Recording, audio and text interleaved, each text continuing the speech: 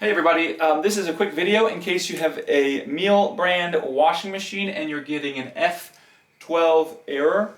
What does this error mean and how to get rid of it?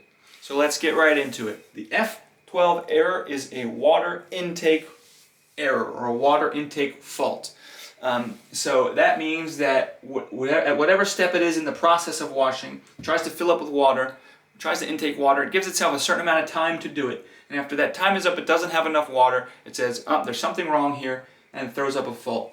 So all you really need to do to fix this 90% of the time is just make sure that the machine is able to get water. So we want to check from the valve where the hose hooks, the intake hose hooks up from the water source. We want to make sure that that is turned all the way, counterclockwise, all the way to the left, all the way open so that the water can flow.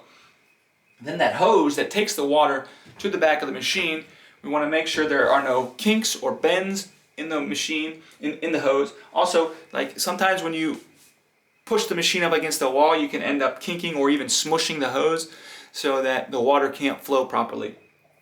One of those things should fix it. You can also check within the hose, there is a debris screen filter. You can make sure there's no debris blocking the water flow. So 90% of the time, it's going to be something about water getting to the machine, and by doing one of those things, will be able to get rid of this error and get things working properly. If none of that helps, you'll probably have to call for a technician to come because it's probably something inside the machine. But anyways, hopefully by doing those things, you'll be able to get it working again. So thanks a lot for watching. Have a great day.